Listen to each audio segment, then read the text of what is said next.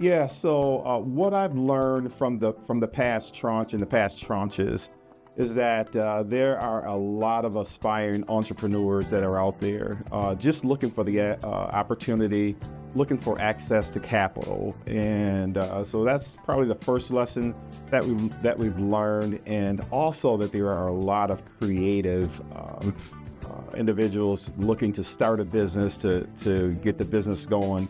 Again, access to capital. One of the things that we like to do is to make sure that all of the business owners understand that there is life, there is business after the initial cash inflow, and then you need to think about sustainability. How do you sustain the business so that you can stay in business for a long time?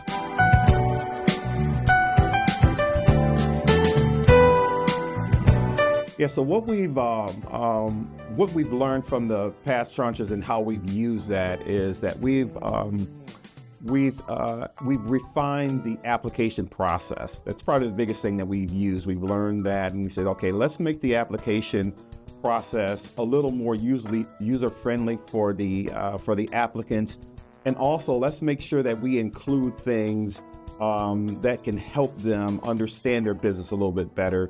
Meaning through the business plan, and so that they can understand that. So we've used that really to get that application process a little cleaner, and add the things so that we won't have to keep going back to the applicant and asking for additional information. We can get all of that all at once.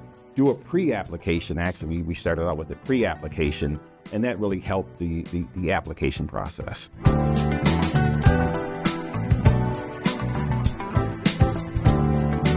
Yeah, that's a great question. Who's the ideal applicant for the grant? And the ideal applicant for the grant is the entrepreneur. It's the individual who not only has this thought about their business, but has taken steps to say, I want that business. I think probably every person in America has an idea about what they want to do about business. What the ideal applicant takes the next step. Also, that ideal applicant is what we're looking for, obviously, or I don't know how obvious it is, but what we're looking for is that we want to build up the corridor. And so part of building up that corridor is that we increase the tax base, meaning that we have businesses come into the corridor. And so that ideal applicant is a person that wants to serve Jackson, wants to serve the south side, the corridor of Jackson. It's all of Jackson they want to serve. You want to have your business as broad as possible, but we want people in the corridor. We can build up that corridor. So the ideal candidate is a person that wants to contribute to the success of Jackson.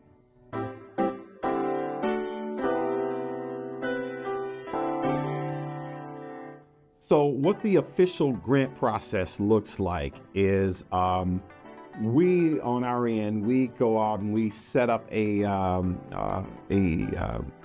application. It's online, and so the candidates will go online to the mymlkcia.org. You go online and you would apply. But there is a pre-application. You go out there and you fill in some information in that pre-application. That pre-application then comes back. We have we have the MLK Corridor Board, and then also we have another group of community citizens that has some business acumen to take a look at the application, which is the pre-application, and kind of screen through it and make sure that the applicant is within the corridor and meets all the criteria. So that's the first step, is the pre-application. After the pre-application, then it goes to the application to the committee, and we have the community foundation is heading that up with other individuals. And so then it goes, after the pre-application, it goes to the official application. And at that point, it's then evaluate. I'll take one step back. We have a consultant who then looks at all of the applications, and that consultant is a professional business developer and looks at that and then screens them. And then from there, it goes to the grant committee. And then the grant committee then goes through and there's a rubric that we use, and you get, so many points for different aspects of your application. And then ultimately those applicants are slimmed down to meet the amount of funding that we're going to give out.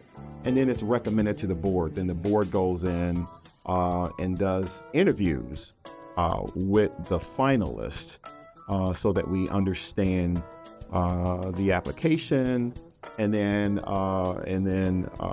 it's either approved or denied based on the application. Kind of a long process, but that's some of the learnings that we found since the beginning of it. It's a lot of money that's being given out. I mean, that's nothing to sneeze at. It's a lot of money, up to $50,000. So we want to make sure that we fully vet the candidates, and that they're prepared to be successful is really what it is. It's about making sure that they can be successful once they've received the grant.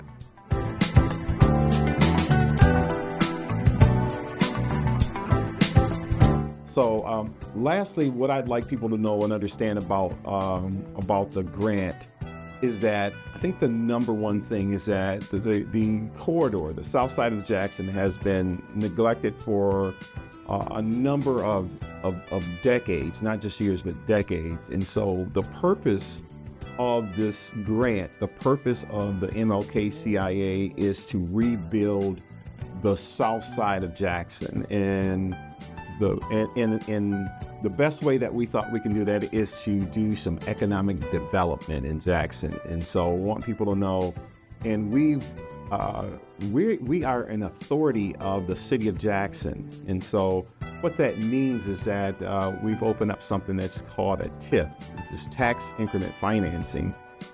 And when we can bring entrepreneurs into the corridor, it increases the tax base, and the dollars that are collected for taxes can be then put back into the south side, into the corridor. And so I want everyone to know that in order to receive these funds, you have to be in the corridor. You cannot be outside of the corridor.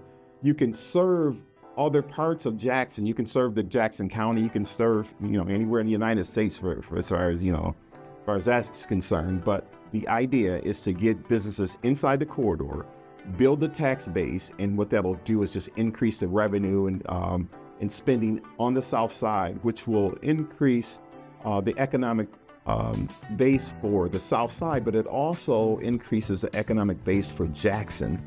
So it's a win-win for everyone. But I want to make sure you understand that you have to be in the corridor. Your business has to be located in the corridor.